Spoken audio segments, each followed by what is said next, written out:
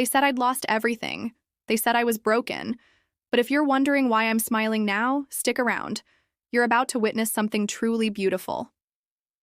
I'm Eleanor Hayes, and I was 35 when my world, or what I thought was my world, came crashing down. I was a botanist by passion, a bioengineer by profession, and at that time, a rising star in the cutthroat agricultural industry. I thought I'd finally found my place.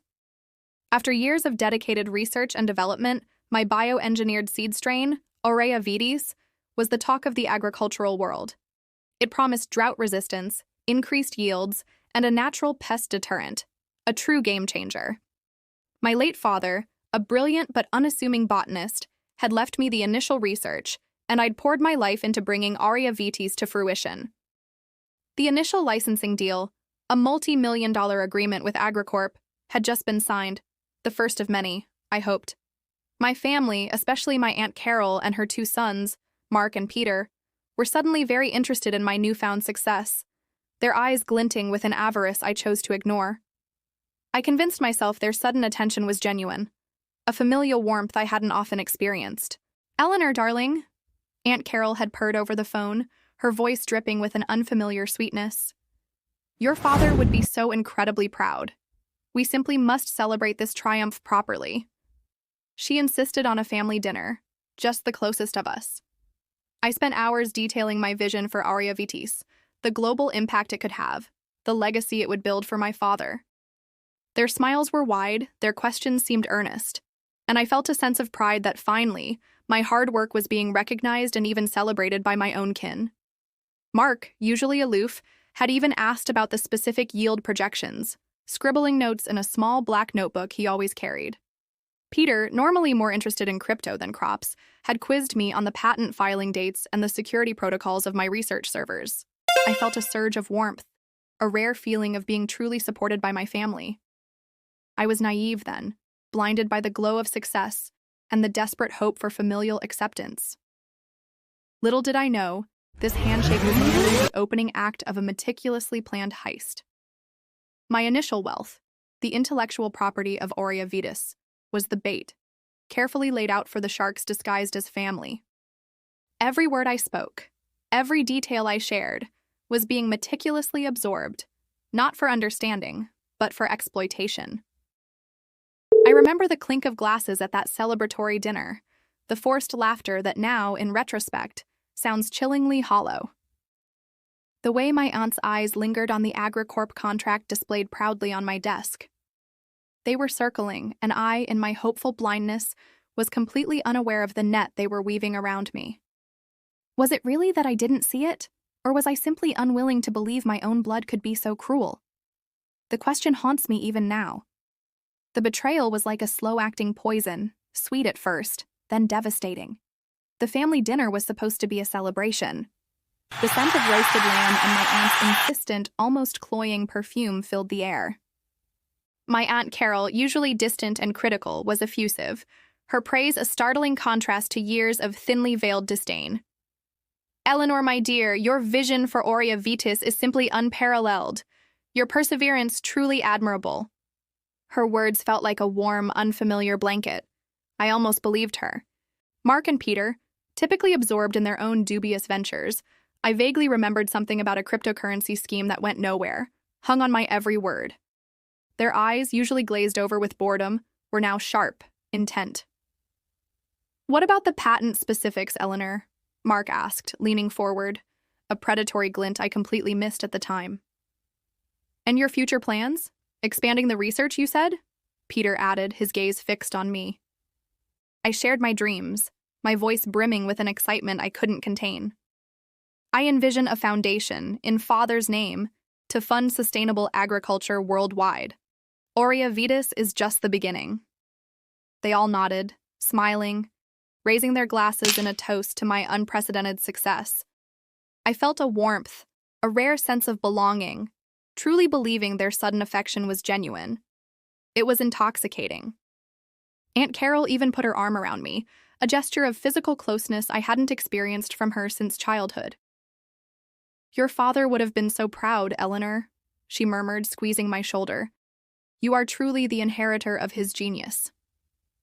Mark followed up, asking surprisingly detailed questions about the specific enzymes involved in the genetic modification of Aurea vitis, while Peter inquired about the legal structure of the intellectual property, probing about secure servers and patent protections. I, flattered by their newfound interest, answered openly, discussing the various redundancies ID implemented for data storage and the intricacies of forming a new holding company to streamline the management of the IP.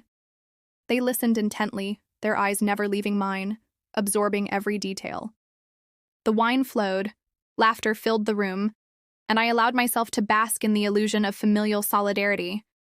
It was a perfect performance from them, setting the stage for the coming act of betrayal. I felt so safe, so cherished. How could I have been so blind? My heart aches remembering that night, that deceptive warmth.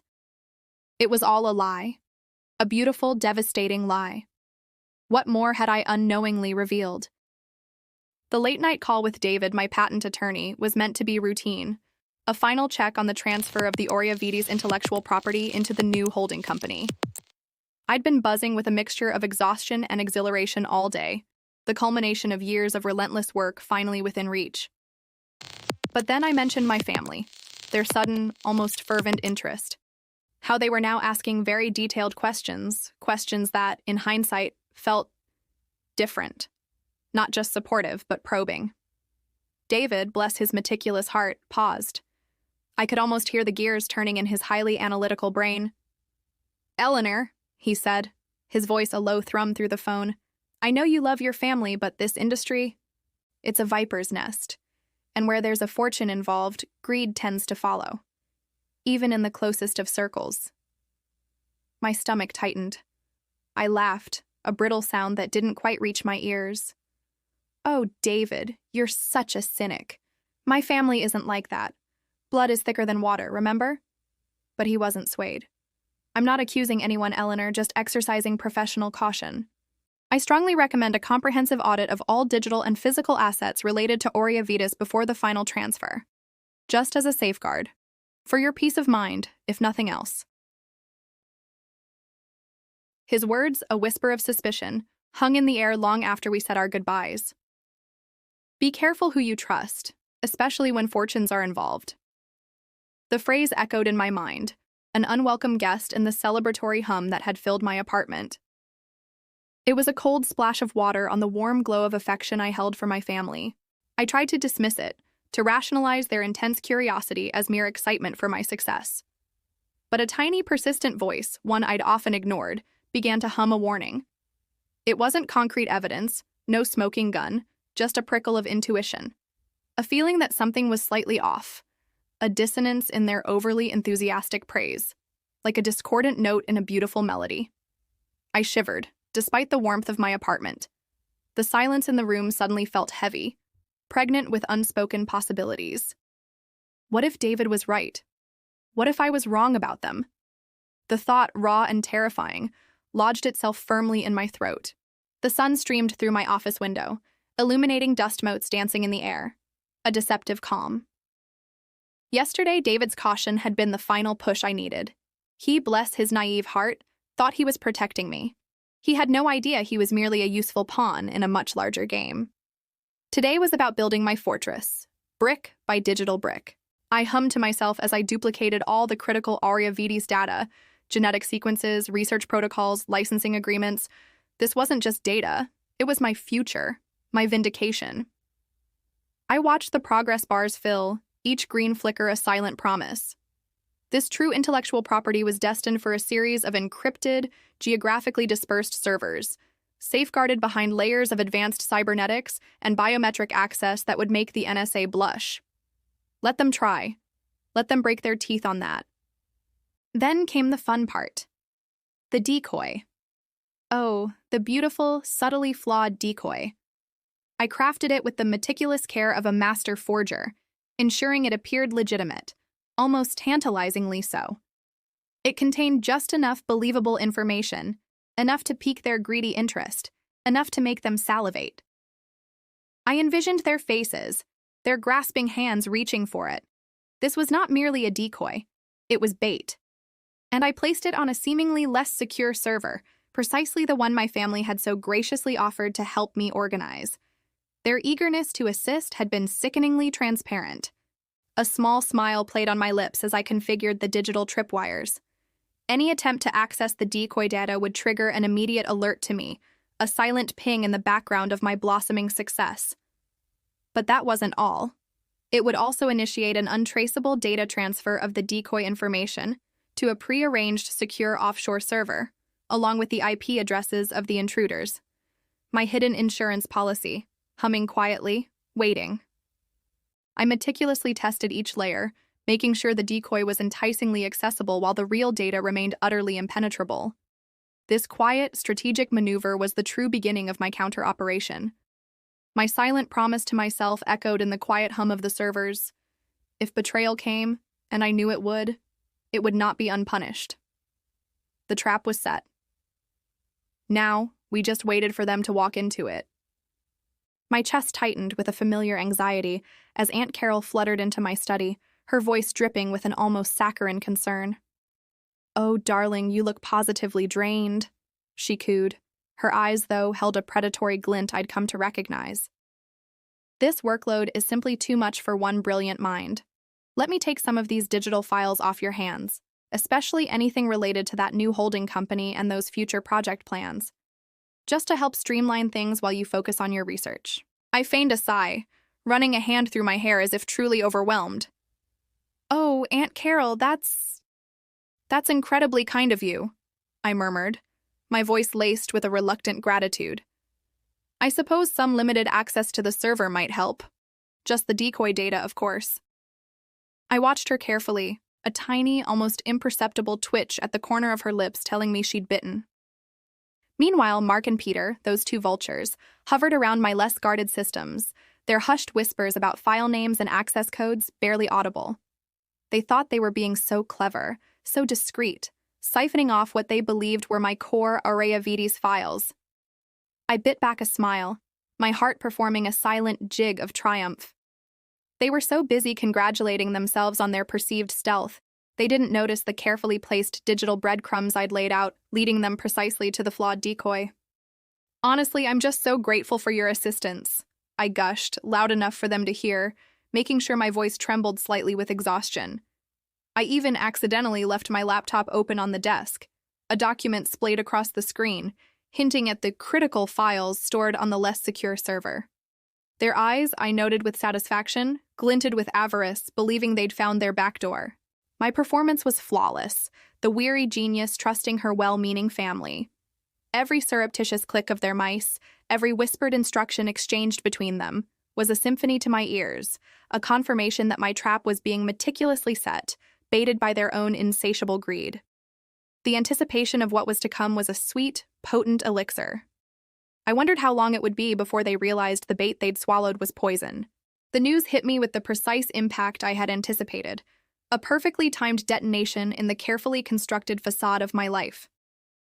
Genesis Biotech's announcement of their groundbreaking new seed strain, so strikingly similar to Aureavides, was the first domino. Then came the official notice, delivered with chilling bureaucratic indifference. Aureavides, my life's work, legally transferred from my control to some newly formed shell corporation, AgriFuture Solutions. And, just as predicted, my dear aunt and conniving cousins, listed as its primary directors. The AgriCorp deal naturally put on immediate hold. A small, almost imperceptible tremor of satisfaction ran through me. It was all unfolding exactly as planned. I crumpled, allowing the carefully rehearsed tears to stream down my face, my world seemingly shattered. The theatricality of it was almost exhilarating. I felt utterly violated, yes, but not by loss, by the sheer audacity of their predictable greed. A victim, indeed. Of their ruthless ambition, they believed. I allowed myself to collapse onto the cool, sterile floor of my research lab, scattering papers with a dramatic flourish. A guttural cry escaped my throat, echoing through the empty space. It was a cry of triumph disguised as despair. My assistant, bless her trusting heart, rushed in, her face a mask of concern. She found me in what appeared to be complete desolation, exactly as I intended. Her immediate call to David, relaying my distraught state, was crucial. This public display of grief solidified the narrative, not just for my family, but for anyone watching. The pain I showed was real in its intensity. The sting of betrayal, the years of subtle slights culminating in this blatant theft. But its source was not loss. No, it was the raw, unadulterated satisfaction of seeing the first phase of my plan executed perfectly. They had taken the bait, hook, line, and sinker. Now the real work began. They thought they had won, but this was merely the prelude to their undoing. The air in the precinct was thick with the scent of stale coffee and something metallic, like old coins. It mirrored the hollowness in my chest, a vast echoing space where my heart used to be. My voice, when I spoke, sounded alien, thin and reedy, a whisper of the person I once was. I recounted the story for the umpteenth time, the words tasting like ash in my mouth. They were just helping, I explained, my gaze fixed on a scuff mark on the officer's worn desk. My aunt, my cousins. After everything with Mark, I was so vulnerable. I described the subtle way they'd wormed their way into my life, under the guise of comfort and support. The innocent questions about my work, the late-night emails where they'd offered to organize my chaotic files, the casual suggestions to back up my intellectual property onto their systems for safekeeping. Each detail I recounted was a dagger, twisting deeper into the wound of betrayal. The officer, a man with tired eyes and a perpetually creased brow, nodded slowly, his pen scratching against his notepad. It's difficult to prove intent in these cases, Ms. Hayes, especially with family involved. His words were a heavy, final pronouncement, dropping like stones into the pit of my despair. Mostly a civil matter. I feigned a shudder, pulling my cardigan tighter around me. But it was so calculated, I insisted, my voice trembling, tears pricking at my eyes. I spoke of the late-night calls, the comforting lies, the slow, insidious drip of information they'd extracted from me. I made sure to emphasize my trust, how deeply I had believed in their love, how that familial bond had been so cruelly weaponized against me. When he pressed for exact dates, specific times, I struggled to recall, my brow furrowed in a convincing display of a mind shattered by grief and shock. It's all a blur, I mumbled, offering vague approximations. He sighed, a sound of profound weariness, and I could almost see the criminal case slipping away, replaced by the convoluted mess of a family squabble, best left to the civil courts. It was a masterful performance, if I did say so myself, and the exhausting charade of victimhood was paying dividends. As I left the station, the sterile air seemed to cling to my clothes, but beneath it, a different scent was emerging, the scent of victory, slowly but surely. My trap was set. Now, to wait. David, my patent attorney, was grim-faced across the polished mahogany desk, his usual calm demeanor replaced by a deep frown. The silence in his office was thick, broken only by the hum of the air conditioning. He explained the intricacies of intellectual property theft and corporate shell games, his words a dizzying cascade of legal jargon that seemed to mock my shattered state. "They've covered every angle, Eleanor," he said, his voice flat, gesturing to a stack of seemingly legitimate documents. "The paperwork, the transfer of the Aurea Vitas IP to AgriFuture Solutions, it's all filed perfectly." My aunt and cousins had meticulously covered their tracks, legally transferring what they believed was the genuine Aurea Vitas intellectual property to their shell company. My head felt heavy, throbbing with a dull ache. I sat there, hands pressed to my temples, describing my devastation, the crushing weight of their betrayal. "They've stolen my father's legacy, David," I whispered, my voice thick with feigned despair, forcing a tremor into my words. "Everything he worked for, everything I built, it's just gone." He promised to do everything he could, but his expression offered little comfort. My eyes welled up, a convenient cascade of tears. I broke down several times during our meeting, detailing how Aurea Vitas was not just a product, but a piece of my soul, a continuation of my father's life work. I painted them as ruthless opportunists who had preyed on my trusting nature, my trusting heart. Each sob felt raw, real, even though it was carefully engineered. I saw the genuine pity in David's eyes, and that, more than anything, confirmed my performance was flawless.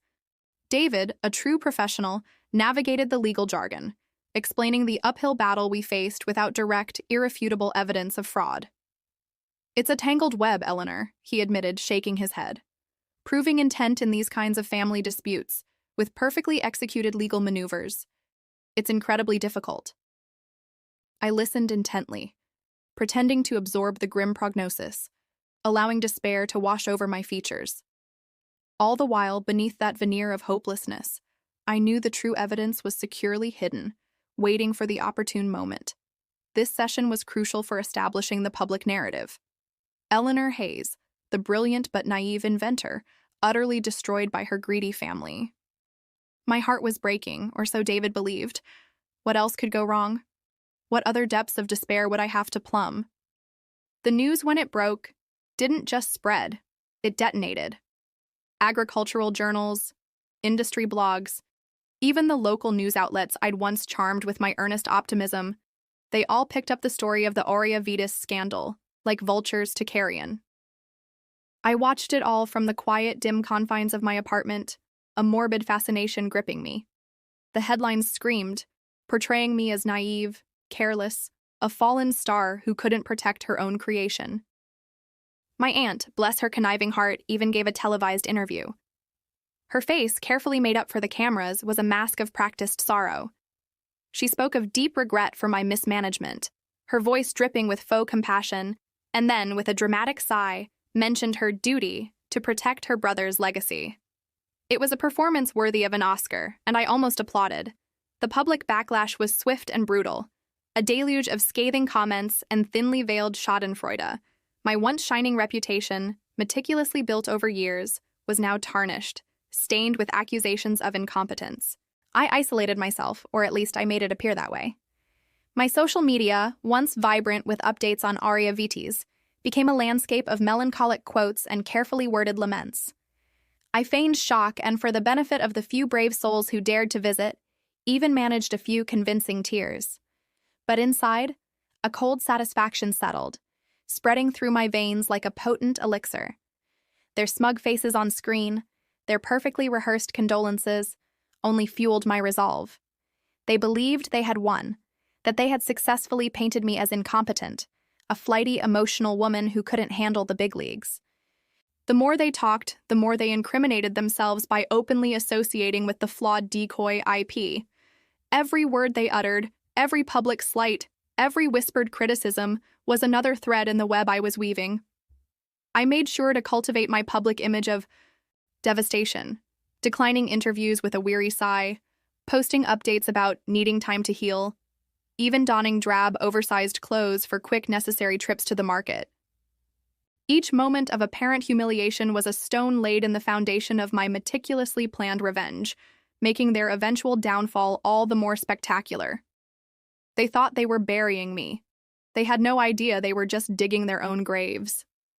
The true Aurea Vitis, safe and sound, hummed silently in the background, waiting for its moment to bloom, my home.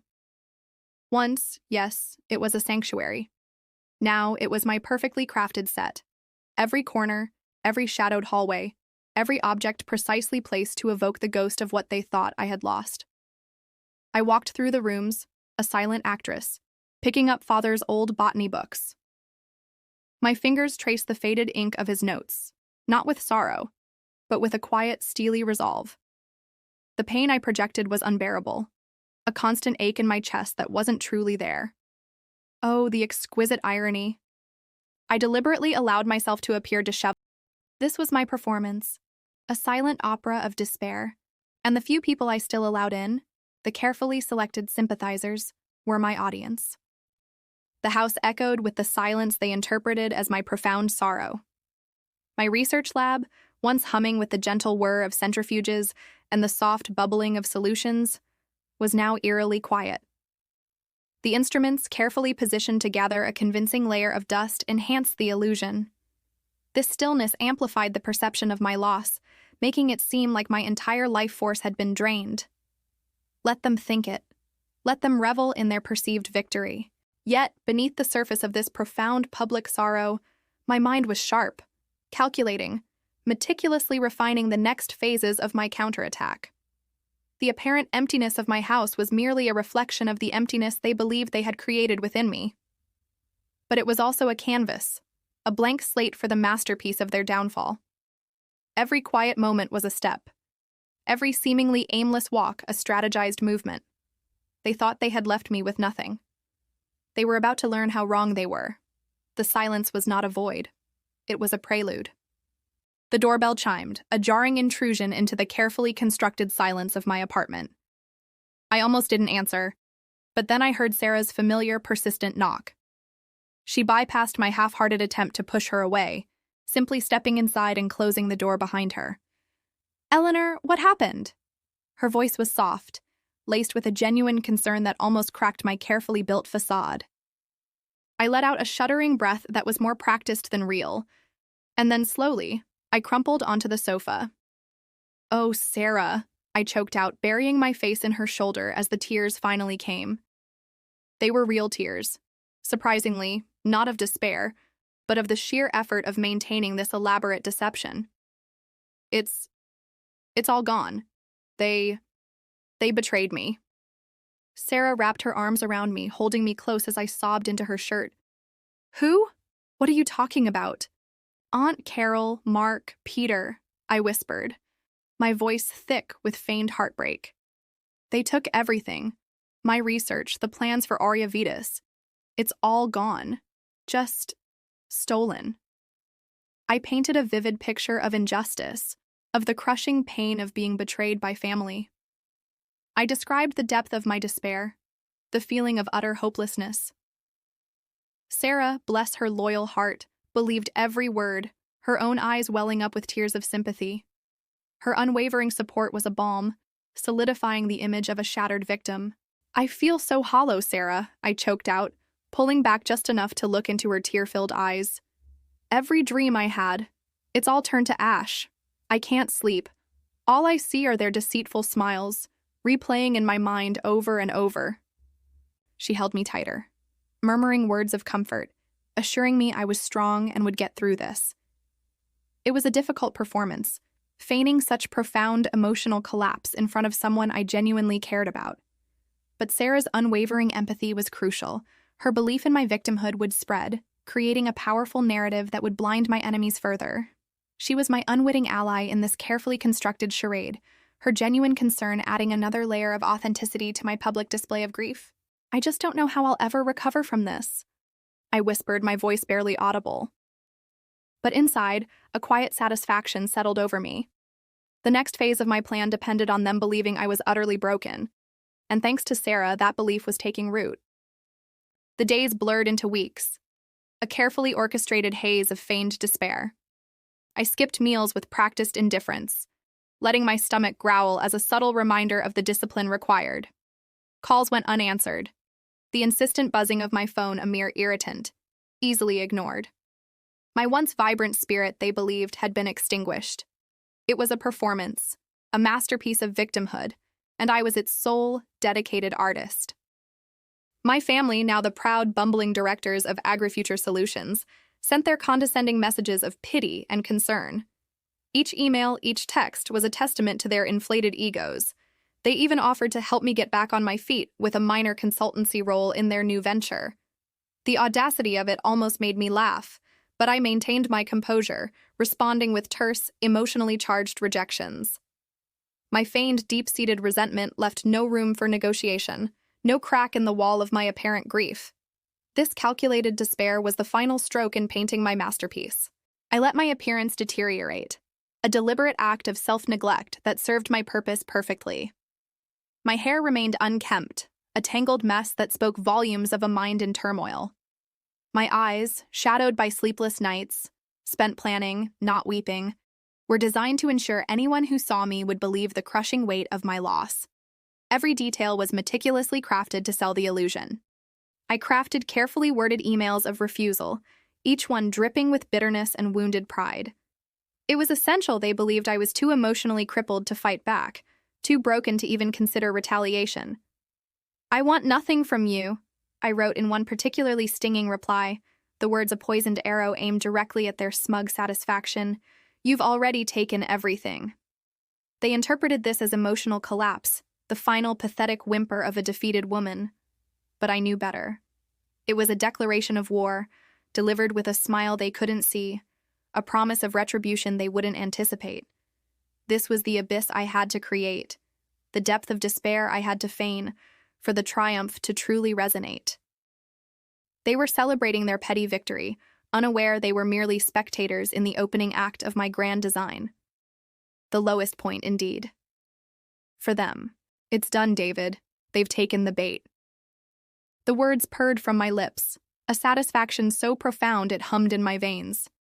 A slow, confident smile bloomed across my face, unburdened by the pretense I'd worn for months. David, my patent attorney and co-conspirator, mirrored my expression from across his gleaming mahogany desk. His office, typically a picture of understated professionalism, now felt like our war room. They think they've stolen Aurea Vitis, he replied, a knowing smirk playing on his lips as he leaned back in his leather chair. They're about to discover they've walked straight into a trap, aren't they, Eleanor? The feigned victimhood, the tears, the despair, the brokenness, it all dissolved, like mist burned away by the rising sun. I was no longer the heartbroken woman. I was the cool, calculating strategist. Every sob, every trembling hand, every whispered plea for help had been an elaborate performance.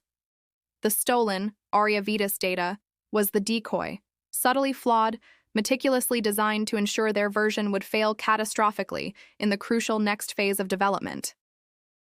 My secret precaution, the real Aurea Vitis data, remained secure, tucked away in an encrypted vault only I could access. This was the moment I had been waiting for, the pivot point where I shed the actress and fully embodied the director of this meticulously crafted drama. David had been my confidant from the very beginning, the only one in on the secret, as we'd so often joked. We had meticulously planned this phase, anticipating every greedy, predictable move my aunt and cousins would make.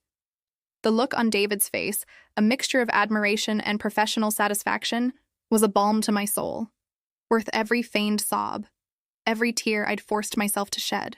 He turned to the large monitor embedded in his wall, pulling up the intricate schematics of the Aurea Vitis intellectual property. With a click, he highlighted the deliberate inconsistencies in the decoy data. A missing enzyme sequence here, a slightly altered gene marker there. Small, almost imperceptible details to the untrained eye, but critical flaws that would cripple large-scale production. The chessboard was perfectly set, and the first moves of my revenge were about to begin. They thought they had won the game, but they hadn't even realized I was playing with a different set of rules. The real battle was just about to start. It's done, David. They've taken the bait. The words slipped from my lips, a slow, confident smile spreading across my face, a smile I hadn't dared to show in months. David, my patent attorney, sat across from me in his impeccably organized office, a knowing smirk playing on his lips. His eyes, usually filled with professional concern, now held a glint of shared triumph. They think they've stolen Aurea Vitis, he replied, leaning back in his chair, a subtle chuckle escaping him. They're about to discover they've walked straight into a trap, aren't they, Eleanor? The feigned victimhood, the tears, the despair, the brokenness, it all stripped away in that moment, replaced by the cool, calculating strategist I truly was. Every choked sob, every trembling hand, every public display of grief had been an elaborate performance, a meticulously crafted illusion. The stolen Aurea Vitis data, the one my aunt and cousins believed was their grand prize, was nothing more than the decoy. It was subtly flawed, designed with intricate imperfections that would ensure their version would fail catastrophically in the crucial next phase of development. My secret precaution, the duplicate, genuine Aurea Vitis data, remained securely hidden, untouched, and pristine. This was the moment I had been waiting for, the shift from actress to director. David had been my confidant from the very beginning, the only one in on the secret. We had meticulously planned this phase, anticipating every greedy move my aunt and cousins would make, every shortcut they would take. The look on David's face, a mixture of admiration and professional satisfaction, was worth every feigned sob, every sleepless night I had pretended to endure. He swiveled his monitor towards me, pulling up the intricate schematics of the Aurea Vitis intellectual property on a large screen. He highlighted the deliberate inconsistencies in the decoy data, a missing enzyme sequence here, a slightly altered gene marker there. Small, seemingly insignificant details that would cripple large-scale production and render their stolen prize worthless. "They'll never get it to scale," he murmured, his voice laced with grim satisfaction. "It'll be a spectacular failure." The chessboard was set. My pieces were in place, and their pawns were already moving exactly as I had predicted. The first moves of my revenge were about to begin, and I felt a thrilling surge of power. They thought they had outsmarted me. They had no idea they were merely dancing to my tune. The game had just truly begun. The moment the door clicked shut behind us, the air in the secure room shifted, becoming charged with a different kind of energy. Gone was the theatrical sorrow I'd been parading for the world. Here, within these four walls, was where the real work began. My team began to gather, a small but formidable arsenal of talent. David, my ever-cautious attorney, adjusted his glasses, a hint of steel in his gaze. Maria, a brilliant forensic accountant I'd been cultivating for months, meticulously laid out her charts. And then there was Ben, the cybersecurity wizard who had helped me weave the digital tripwires around the decoy IP. The room itself was a war room, transformed from an innocuous office space. Screens glowed with intricate flowcharts, digital footprints mapping out connections, and lines of code scrolling endlessly. "Our first objective," I stated, tapping a stylus on a glowing map of corporate connections that traced AgriFuture Solutions' new ill-gotten gains, "is to track the movement of their stolen capital and intellectual property. Every transaction, every data transfer will lead us closer to our goal." Maria, sharp and perceptive, was already deep into the financial records, her fingers flying across her keyboard. She was tracing the labyrinthine pathways of their newly acquired investments, each digit a breadcrumb leading us deeper into their scheme. Ben, ever vigilant, watched the live feeds from our digital tripwires, his fingers dancing across the keyboard. "They're trying to integrate the decoy data now," he murmured, a faint smirk playing on his lips. "Already flagging, sending alerts and valuable metadata straight back to us." There was a palpable energy in the room, a stark contrast to the despair I had publicly portrayed. This was my sanctuary, where my true self, the mastermind, could operate freely. We outlined the next steps, anticipating their attempts to legitimize their stolen assets.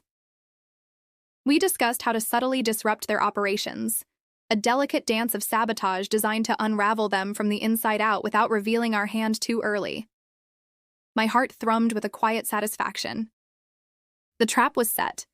Now we just had to watch them walk into it. Ben, bless his tech-savvy heart, looked like a kid on Christmas morning.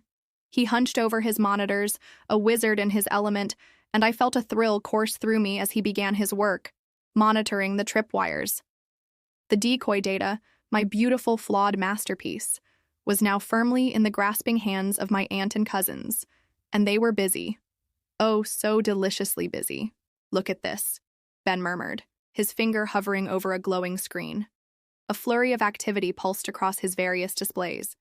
Every time they tried to integrate it, every time they shared it with potential investors, the innocent, unsuspecting souls, it triggered an alert. Each ping was a triumph, recording their IP addresses, the exact nature of their frantic interactions. It was like watching a spider caught in its own web, each frantic, misguided movement tightening the invisible threads around them.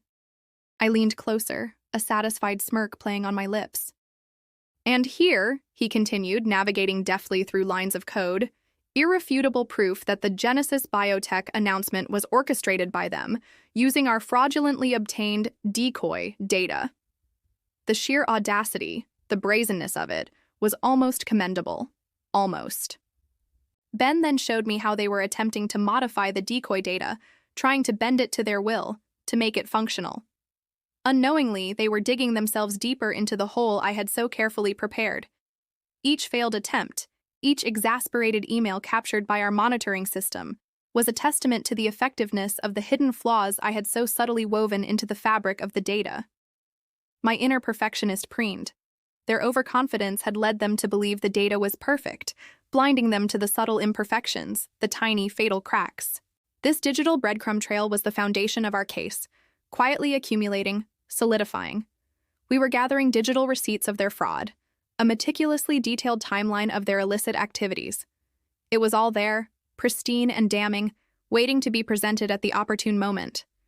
They were building their own gallows, and I was merely providing the rope. The sweet, sweet hum of vindication was growing louder. The glowing screens of Maria's monitors painted a dizzying, yet oddly beautiful picture of deception. AgriFuture Solutions, in their arrogant belief that they had acquired a revolutionary asset, had secured investments that were nothing short of staggering. Based on the false promises of my decoy Audiobooks data, they'd opened the floodgates. My internal monologue hummed with a quiet satisfaction. This was it. This was the meat of the trap. They're really going for it, Maria murmured, her fingers flying across the keyboard, her eyes sharp behind her spectacles. She was a maestro conducting a symphony of fraud.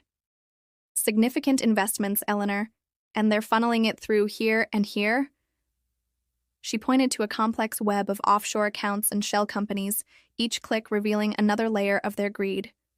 It was palpable, almost a living thing, their arrogance so blinding they couldn't see the meticulous paper trail they were leaving behind. They weren't just stealing my IP, they were setting themselves up for massive financial fraud, a grand performance for which I held the script. See? Maria gestured to a particularly egregious set of transactions.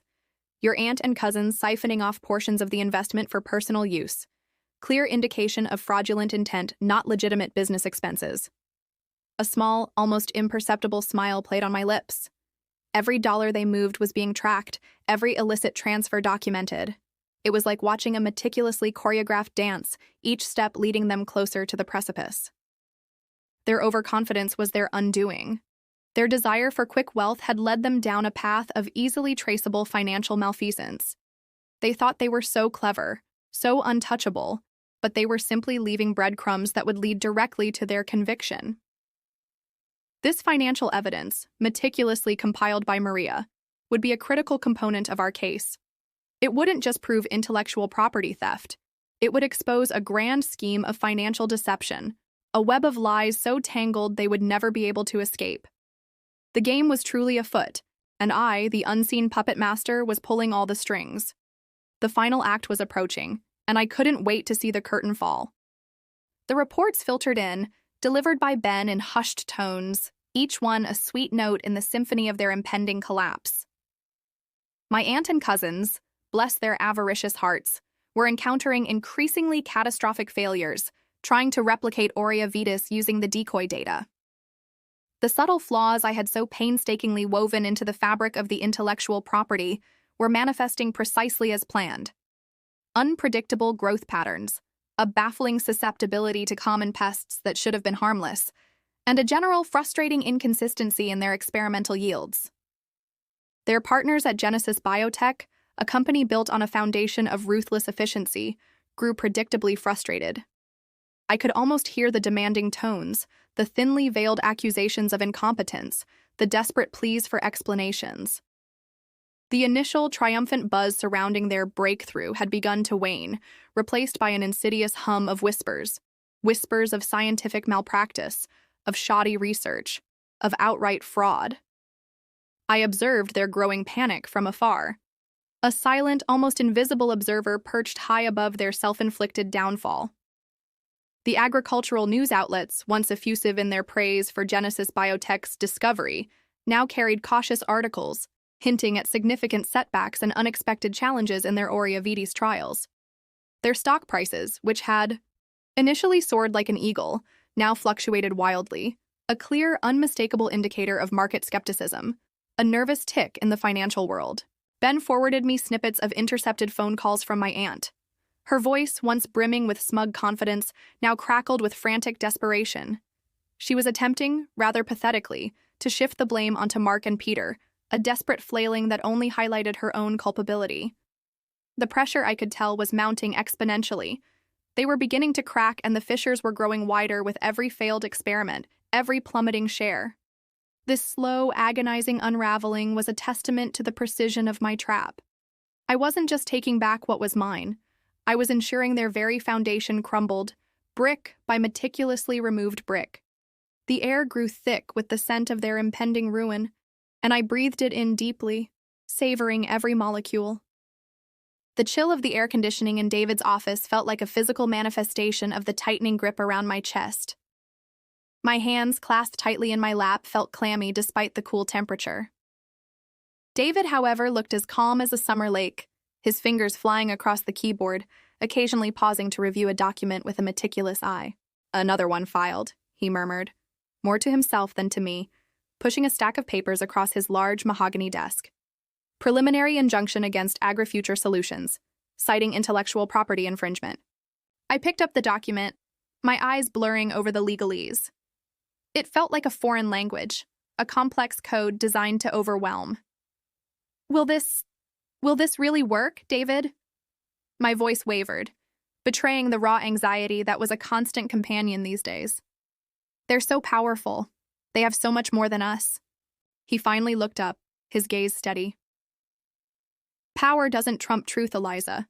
And we have the truth. The authentic Aria Vetus data, your original ownership, it's irrefutable.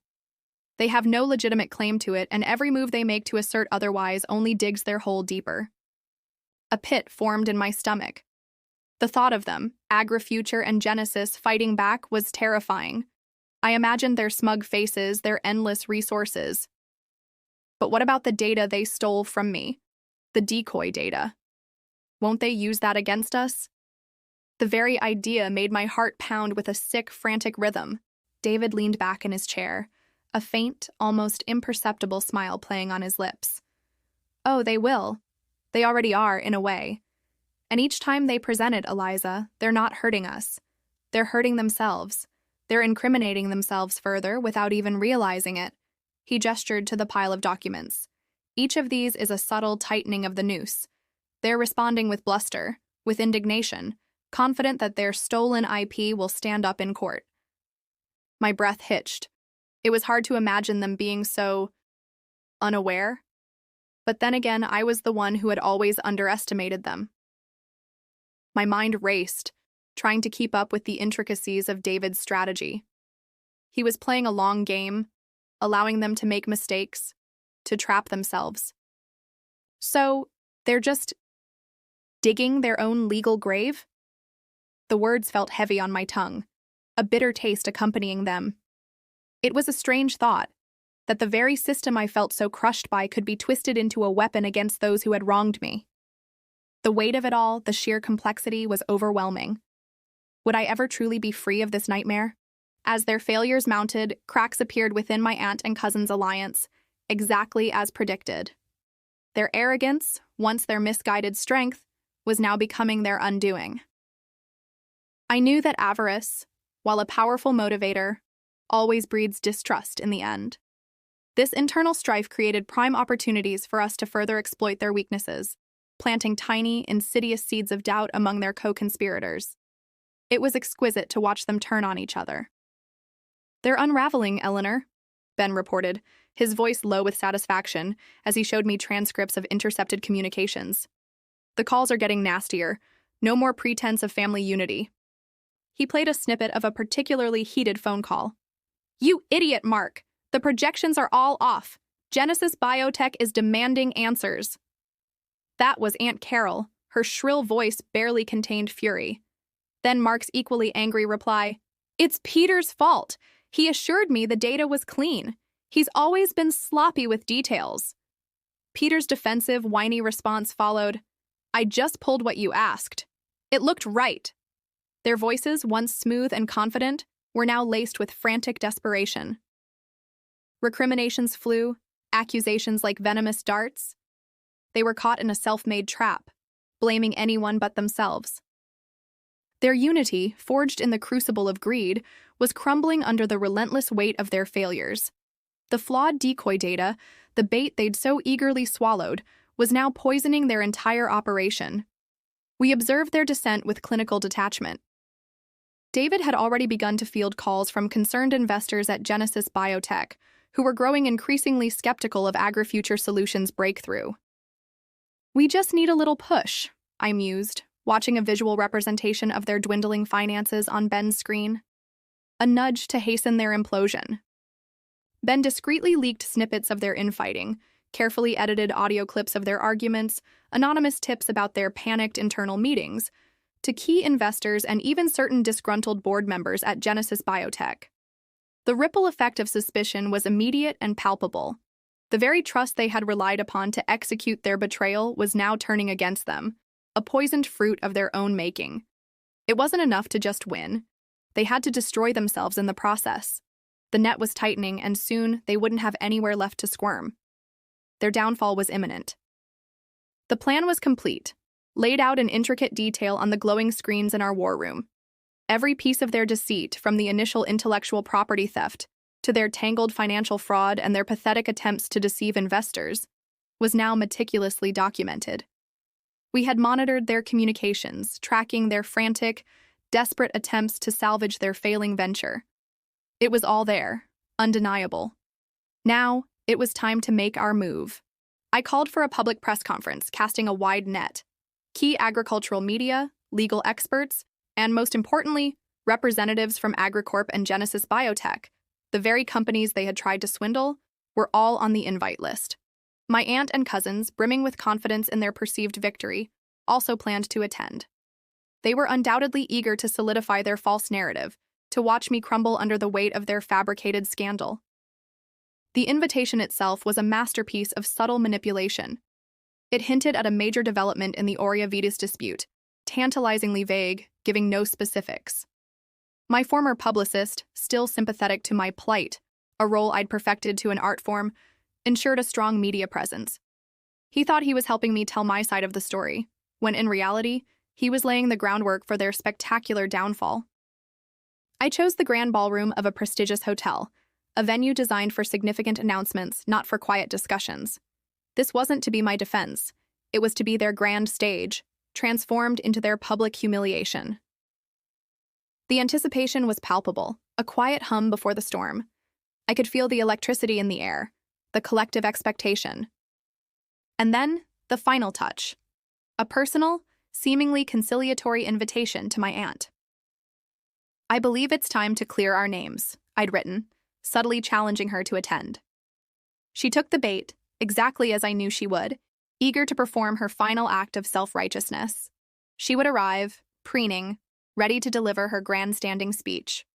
Little did she know, the spotlight wasn't on me this time. It was on them. And it was about to burn. The air in the press conference hall crackled with anticipation, a symphony of hushed whispers and clicking cameras. My aunt and cousins arrived, a picture of false confidence, their practiced smiles plastered on their faces, ready to spin their triumphant narrative. They had no idea they were walking into a meticulously laid snare.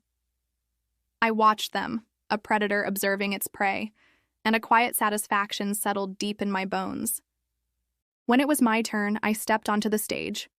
No longer the weeping victim they had cultivated, but a woman of quiet, unshakable resolve. The lights felt like a spotlight on my triumph, not my sorrow.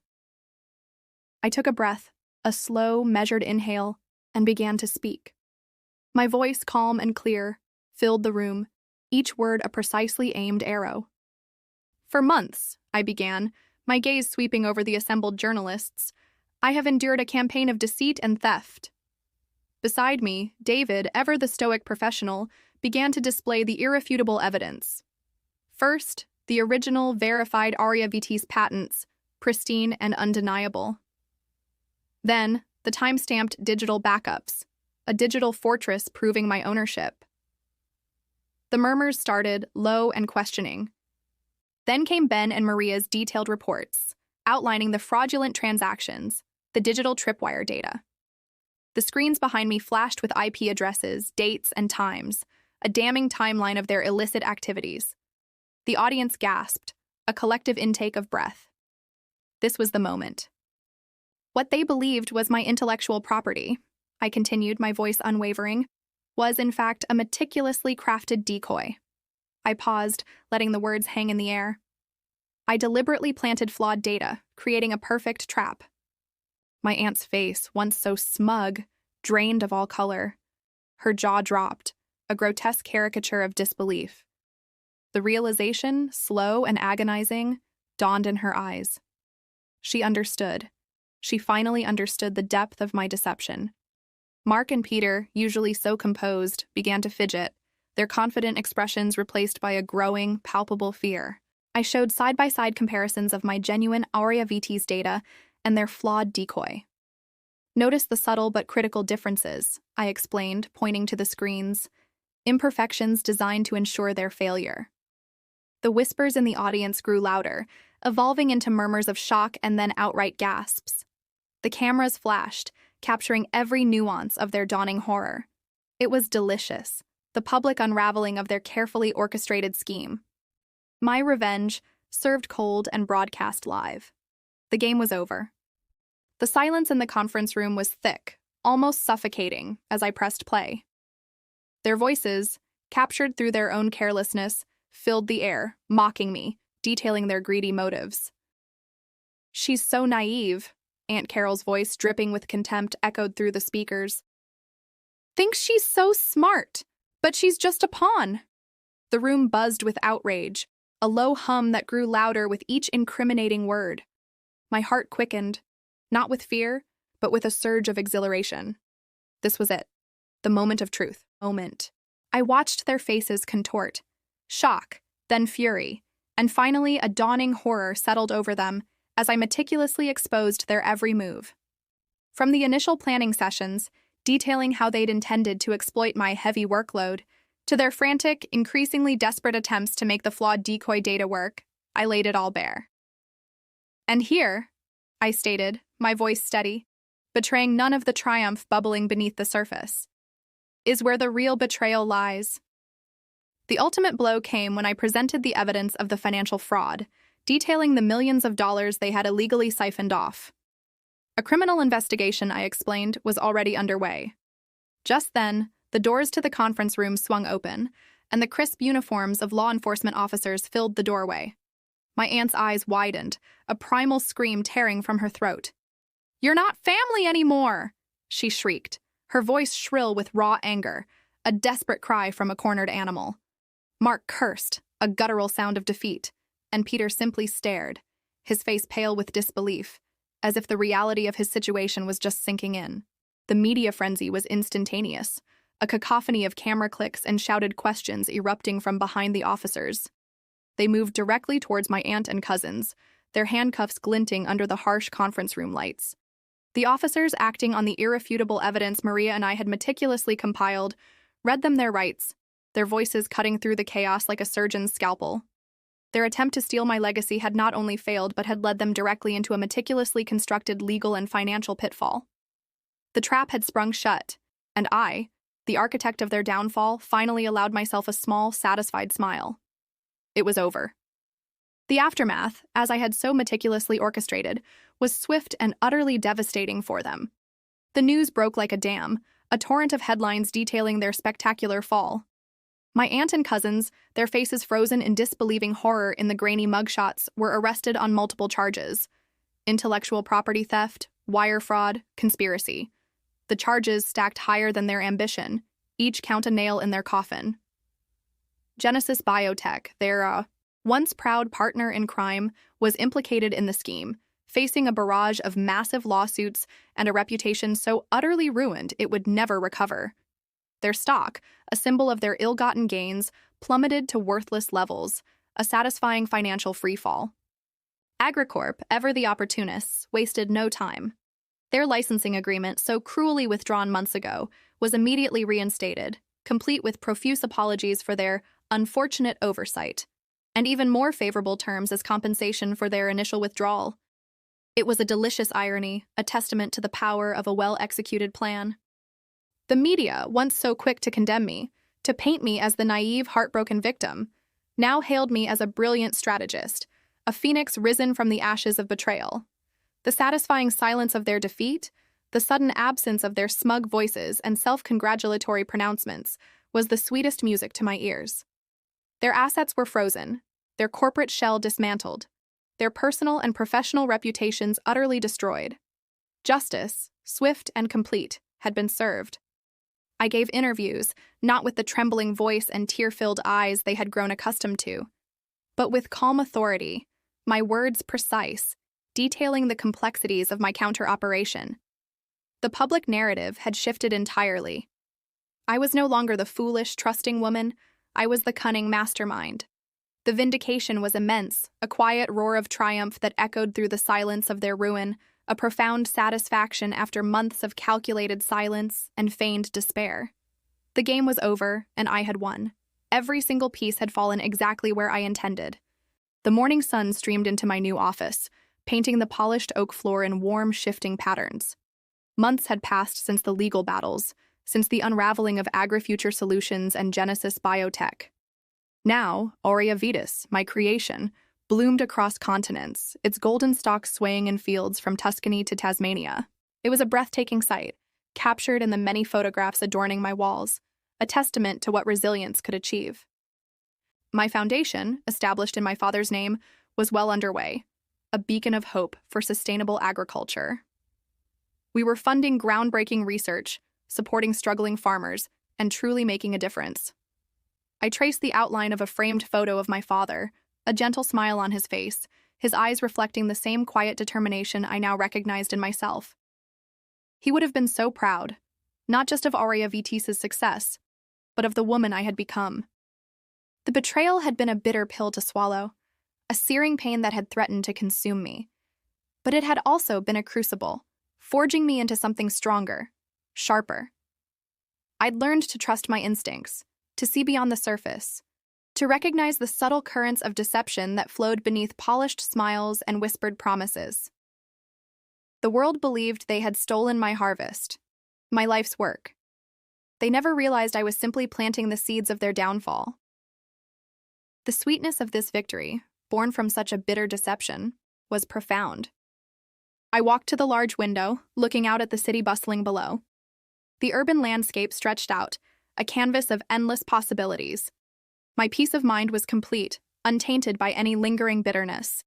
Instead, a deep, quiet satisfaction settled within me, the profound relief of justice served. Every legal document David had filed, every panicked rebuttal from them, every piece of their stolen decoy data that further incriminated them, it all led to this. The sun warmed my face, a gentle caress, and I closed my eyes, savoring the moment. This wasn't just a new life. It was a golden bloom, finally free from the shadows of betrayal. It was a life I had meticulously, strategically, and patiently engineered. And the best part?